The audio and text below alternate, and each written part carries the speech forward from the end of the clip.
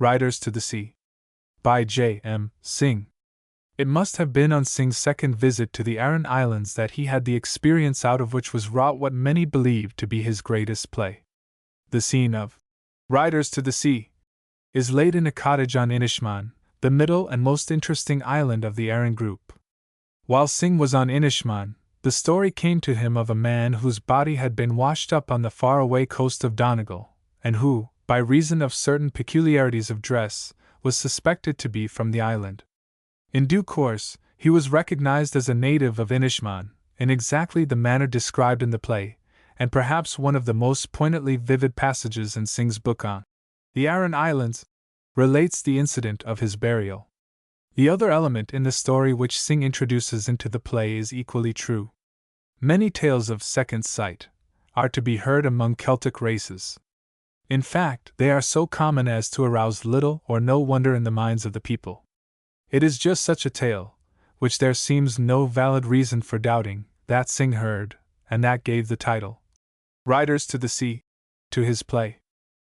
It is the dramatist's high distinction that he has simply taken the materials which lay ready to his hand, and by the power of sympathy woven them, with little modification, into a tragedy which, for dramatic irony and noble pity, has no equal among its contemporaries. Great tragedy, it is frequently claimed with some show of justice, has perforce departed with the advance of modern life and its complicated tangle of interests and creature comforts. A highly developed civilization, with its attendant specialization of culture, tends ever to lose sight of those elemental forces, those primal emotions, naked to wind and sky, which are the stuff from which great drama is wrought by the artist, but which, as it would seem, are rapidly departing from us. It is only in the far places, where solitary communion may be had with the elements, that this dynamic life is still to be found continuously, and it is accordingly thither that the dramatist, who would deal with spiritual life disengaged from the environment of an intellectual maze, must go for that experience which will beget in him inspiration for his art. The Aran Islands from which Synge gained his inspiration are rapidly losing that sense of isolation and self-dependence, which has hitherto been their rare distinction, and which furnished the motivation for Synge's masterpiece. Whether or not Synge finds a successor, it is none the less true that in English dramatic literature, Riders to the Sea has an historic value which it would be difficult to overestimate in its accomplishment and its possibilities. A writer in the Manchester Guardian shortly after Synge's death phrased it rightly when he wrote that it is the tragic masterpiece of our language in our time. Wherever it has been played in Europe from Galway to Prague, it has made the word tragedy mean something more profoundly stirring and cleansing to the spirit than it did. The secret of the play's power is its capacity for standing afar off, and mingling, if we may say so, sympathy with relentlessness. There is a wonderful beauty of speech in the words of every character, wherein the latent power of suggestion is almost unlimited. In the big world the old people do be leaving things after them for their sons and children, but in this place it is the young men do be leaving things behind for them that do be old. In the quavering rhythm of these words there is poignantly present that quality of strangeness and remoteness in beauty which, as we are coming to realize, is the touchstone of Celtic literary art. However, the very asceticism of the play has begotten a corresponding power which lifts Synge's work far out of the current of the Irish literary revival, and sets it high in a timeless atmosphere of universal action. Its characters live and die. It is their virtue in life to be lonely, and none but the lonely man in tragedy may be great. He dies, and then it is the virtue in life of the women mothers and wives and sisters to be great in their loneliness, great as Moria, the stricken mother, is great in her final word. Michael has a clean burial in the far north, by the grace of the Almighty God. Bartley will have a fine coffin out of the white boards, and a deep grave surely. What more can we want than that? No man at all can be living forever, and we must be satisfied. The pity and the terror of it all have brought a great peace, the peace that passeth understanding, and it is because the play holds this timeless peace after the storm which has bowed down every character that Riders to the Sea may rightly take its place as the greatest modern tragedy in the English tongue. Edward J. O'Brien. February 23, 1911. Riders to the Sea. First performed at the Molesworth Hall, Dublin, February 25, 1904. Persons. Scene: an island off the west of Ireland. Cottage kitchen, with nets, oilskins, spinning wheel, some new boards standing by the wall, etc. Kathleen, a girl of about 20, finishes kneading cake, and puts it down in the pot oven by the fire, then wipes her hands, and begins to spin at the wheel. Nora, a young girl, puts her head in at the door. Nora. In a low voice. Where is she? Kathleen. She's lying down, God help her, and may be sleeping, if she's able. Nora comes in softly, and takes a bundle from under her shawl. Kathleen. Spinning the wheel rapidly. What is it you have? Nora. The young priest is after bringing them. It's a shirt and a plain stocking were got off a drowned man in Donegal. Kathleen stops her wheel with a sudden movement, and leans out to listen. Nora. We're to find out if it's Michael's they are. Sometime herself will be down looking by the sea. Kathleen.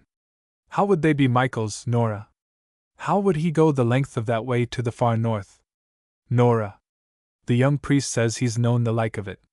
If it's Michael's they are, says he, you can tell herself he's got a clean burial by the grace of God, and if they're not his, let no one say a word about them, for she'll be getting her death, says he, with crying and lamenting. The door which Nora half closed is blown open by a gust of wind. Kathleen. Looking out anxiously. Did you ask him would he stop Bartley going this day with the horses to the Galway fair? Nora. I won't stop him, says he, but let you not be afraid.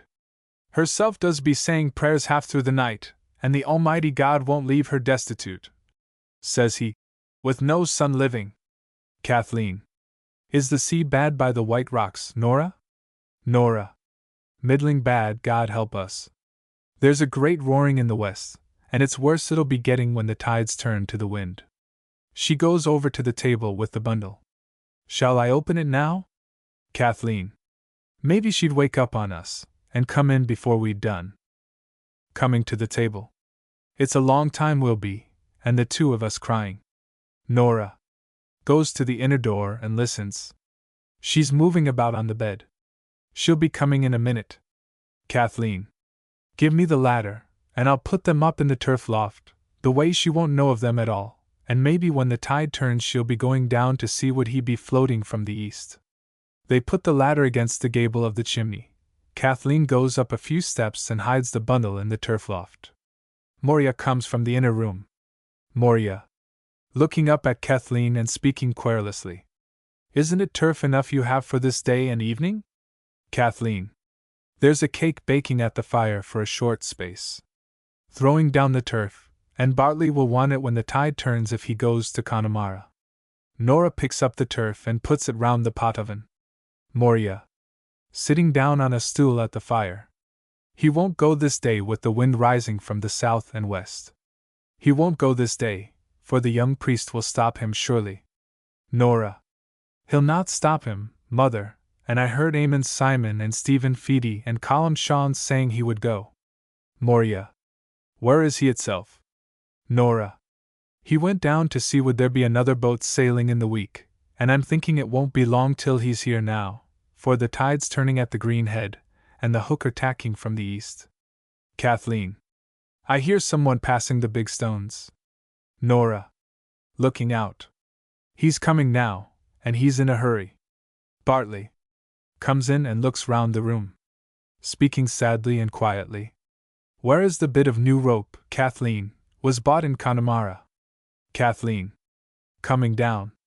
Give it to him, Nora, it's on a nail by the white boards. I hung it up this morning, for the pig with the black feet was eating it. Nora. Giving him a rope.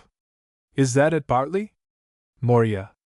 You do right to leave that rope, Bartley. Hanging by the boards, Bartley takes the rope. It will be wanting in this place, I'm telling you, if Michael is washed up tomorrow morning, or the next morning, or any morning in the week, for it's a deep grave we'll make him by the grace of God. Bartley. Beginning to work with the rope.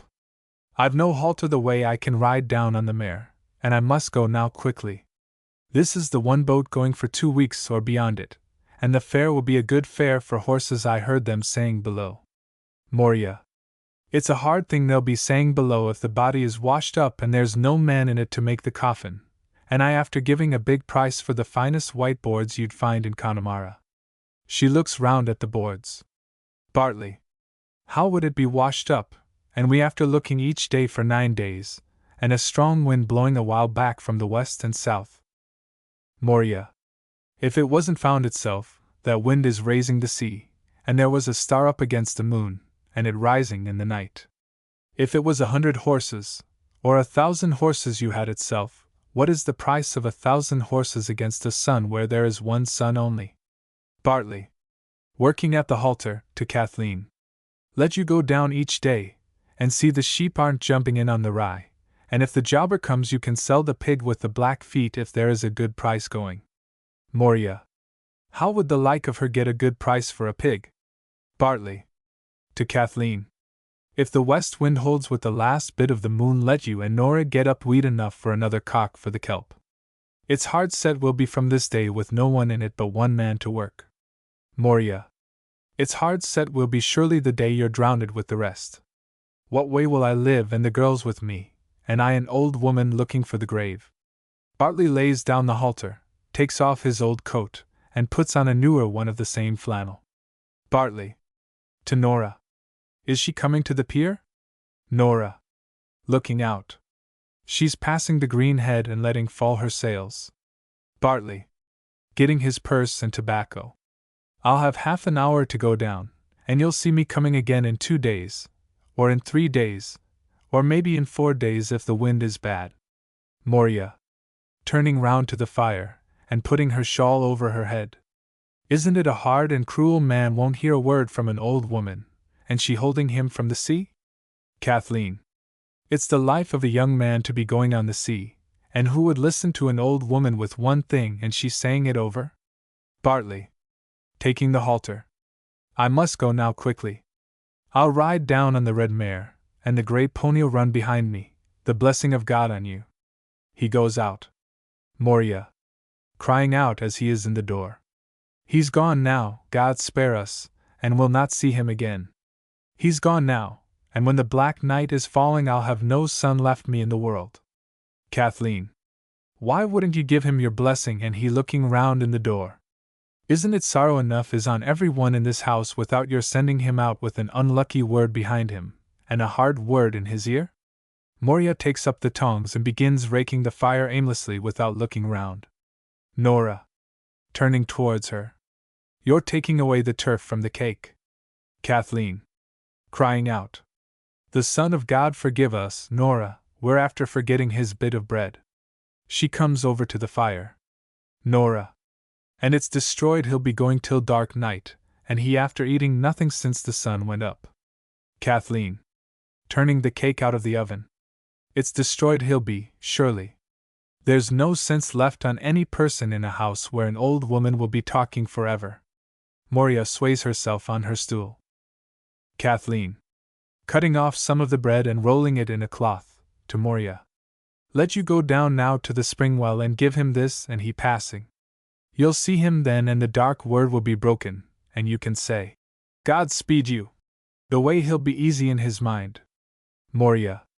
Taking the bread. Will I be in it as soon as himself? Kathleen. If you go now quickly?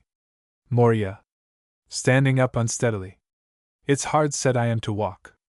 Kathleen. Looking at her anxiously. Give her the stick, Nora, or maybe she'll slip on the big stones. Nora. What stick? Kathleen. The stick Michael brought from Connemara. Moria.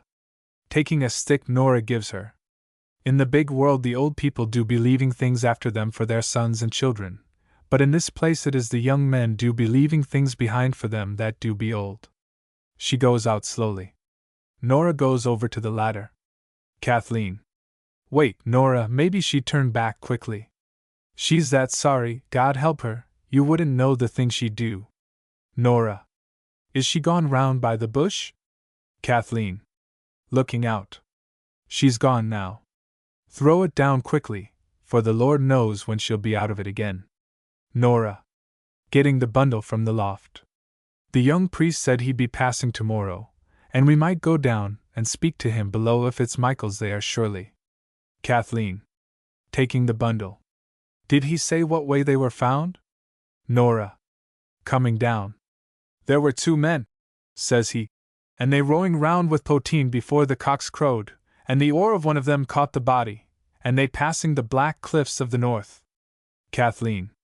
Trying to open the bundle. Give me a knife, Nora, the string's perished with the salt water, and there's a black knot on it you wouldn't loosen in a week. Nora. Giving her a knife. I've heard tell it was a long way to Donegal. Kathleen. Cutting the string. It is surely. There was a man in here a while ago. The man sold us that knife, and he said if you set off walking from the rocks beyond, it would be 7 days you'd be in Donegal. Nora. And what time would a man take, and he floating? Kathleen opens the bundle and takes out a bit of a stocking. They look at them eagerly. Kathleen. In a low voice. The Lord spare us, Nora. Isn't it a queer hard thing to say if it's his there, surely? Nora. I'll get his shirt off the hook the way we can put the one flannel on the other. She looks through some clothes hanging in the corner. It's not with them, Kathleen, and where will it be? Kathleen. I'm thinking Bartley put it on him in the morning, for his own shirt was heavy with the salt in it, pointing to the corner. There's a bit of a sleeve was of the same stuff. Give me that and it will do. Nora brings it to her, and they compare the flannel. Kathleen. It's the same stuff, Nora, but if it is itself, aren't there great rolls of it in the shops of Galway, and isn't it many another man may have a shirt of it as well as Michael himself? Nora. Who has taken up the stocking and counted the stitches, crying out.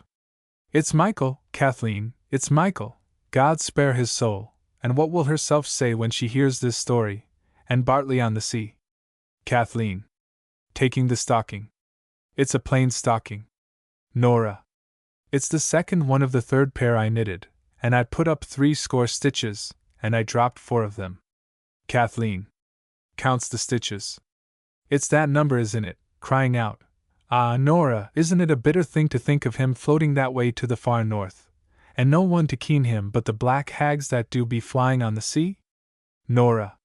Swinging herself round, and throwing out her arms on the clothes.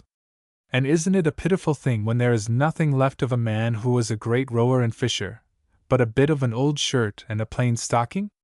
Kathleen. After an instant. Tell me, is herself coming, Nora? I hear a little sound on the path. Nora. Looking out. She is, Kathleen. She's coming up to the door. Kathleen. Put these things away before she'll come in. Maybe it's easier she'll be after giving her blessing to Bartley, and we won't let on we've heard anything the time he's on the sea. Nora. Helping Kathleen to close the bundle. We'll put them here in the corner. They put them into a hole in the chimney corner. Kathleen goes back to the spinning wheel. Nora. Will she see it was crying I was? Kathleen. Keep your back to the door the way the light'll not be on you. Nora sits down at the chimney corner, with her back to the door.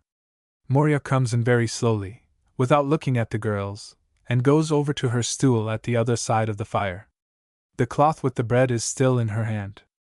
The girls look at each other, and Nora points to the bundle of bread. Kathleen. After spinning for a moment. You didn't give him his bit of bread? Moria begins to keen softly, without turning round. Kathleen. Did you see him riding down? Moria goes on keening. Kathleen. A little impatiently. God forgive you. Isn't it a better thing to raise your voice and tell what you seen, than to be making lamentation for a thing that's done? Did you see Bartley, I'm saying to you? Moria. With a weak voice. My heart's broken from this day. Kathleen. As before. Did you see Bartley? Moria. I seen the fearfulest thing. Kathleen. Leaves her wheel and looks out. God forgive you. He's riding the mare now over the green head, and the grey pony behind him. Moria. Starts so that her shawl falls back from her head and shows her white tossed hair. With a frightened voice. The grey pony behind him. Kathleen. Coming to the fire. What is it ails you at all? Moria. Speaking very slowly. I've seen the fearfulest thing any person has seen, since the day bride Dara seen the dead man with the child in his arms. Kathleen and Nora. Wah! They crouched down in front of the old woman at the fire. Nora. Tell us what it is you seen. Moria. I went down to the spring well, and I stood there saying a prayer to myself. Then Bartley came along, and he riding on the red mare with the gray pony behind him. She puts up her hands, as if to hide something from her eyes. The Son of God spare us, Nora. Kathleen. What is it you seen? Moria. I seen Michael himself. Kathleen. Speaking softly. You did not, Mother. It wasn't Michael you seen, for his body is after being found in the far north, and he's got a clean burial by the grace of God. Moria. A little defiantly. I'm after seeing him this day, and he riding and galloping. Bartley came first on the red mare, and I tried to say, God speed you, but something choked the words in my throat. He went by quickly, and, the blessing of God on you, says he, and I could say nothing. I looked up then, and I crying, at the gray pony, and there was Michael upon it, with fine clothes on him, and new shoes on his feet. Kathleen. Begins to keen. It's destroyed we are from this day. It's destroyed, surely. Nora. Didn't the young priest say the Almighty God wouldn't leave her destitute with no son living? Moria. In a low voice, but clearly. It's little the like of him knows of the sea. Bartley will be lost now, and let you call an amen and make me a good coffin out of the white boards, for I won't live after them. I've had a husband, and a husband's father, and 6 sons in this house, 6 fine men, though it was a hard birth I had with every one of them and they coming to the world, and some of them were found and some of them were not found, but they're gone now the lot of them.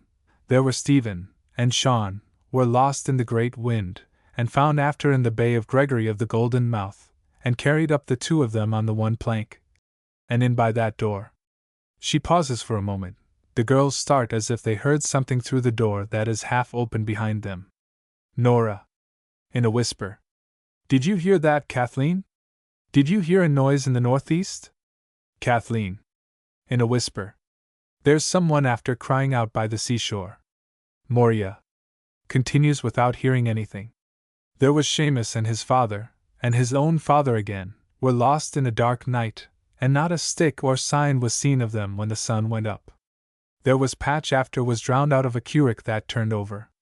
I was sitting here with Bartley, and he a baby, lying on my 2 knees, and I seen 2 women, and 3 women, and 4 women coming in, and they crossing themselves, and not saying a word. I looked out then, and there were men coming after them, and they holding a thing in the half of a red sail, and water dripping out of it. It was a dry day, Nora, and leaving a track to the door. She pauses again with her hand stretched out towards the door. It opens softly and old women begin to come in, crossing themselves on the threshold, and kneeling down in front of the stage with red petticoats over their heads. Moria. Half in a dream, to Kathleen. Is it Patch, or Michael, or what is it at all? Kathleen. Michael is after being found in the far north, and when he is found there how could he be here in this place? Moria. There does be a power of young men floating round in the sea, and what way would they know if it was Michael they had, or another man like him? For when a man is 9 days in the sea, and the wind blowing, it's hard set his own mother would be to say what man was it. Kathleen. It's Michael, God spare him, for they're after sending us a bit of his clothes from the far north. She reaches out and hands Moria the clothes that belong to Michael. Moria stands up slowly, and takes them into her hands. Nora looks out. Nora. They're carrying a thing among them and there's water dripping out of it, and leaving a track by the big stones. Kathleen. In a whisper to the women who have come in.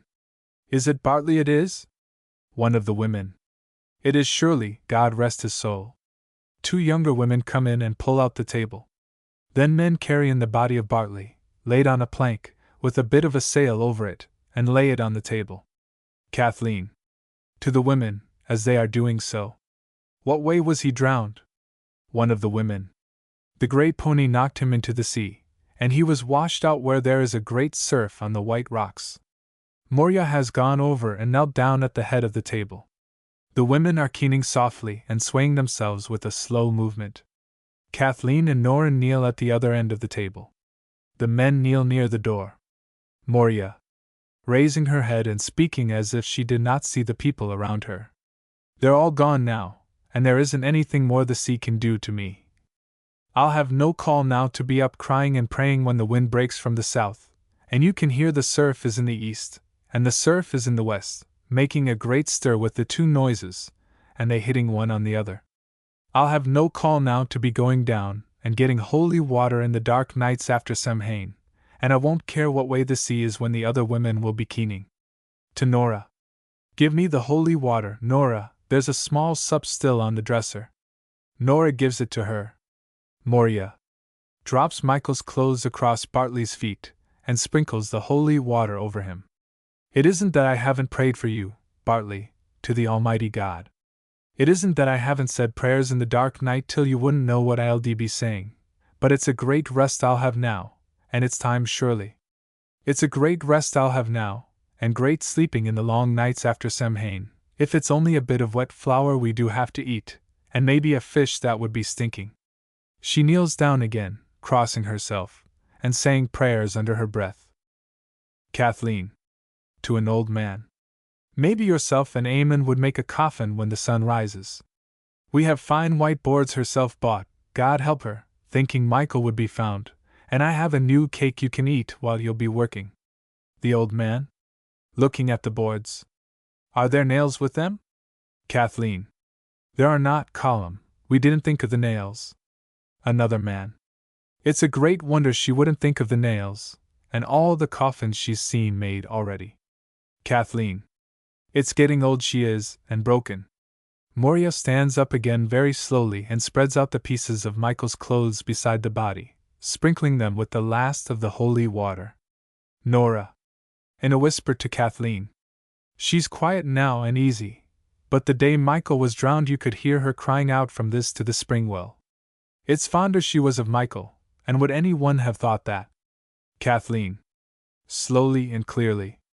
An old woman will be soon tired with anything she will do, and isn't it 9 days herself as after crying and keening, and making great sorrow in the house? Moria puts the empty cup mouth downwards on the table, and lays her hands together on Bartley's feet. They're all together this time, and the end is come. May the Almighty God have mercy on Bartley's soul, and on Michael's soul, and on the souls of Seamus and Patch, and Stephen and Sean, bending her head, and may he have mercy on my soul, Nora, and on the soul of every one is left living in the world. She pauses, and the keen rises a little more loudly from the women, then sinks away. Moria. Continuing. Michael has a clean burial in the far north, by the grace of the Almighty God. Bartley will have a fine coffin out of the white boards, and a deep grave surely. What more can we want than that? No man at all can be living forever, and we must be satisfied. She kneels down again and the curtain falls slowly.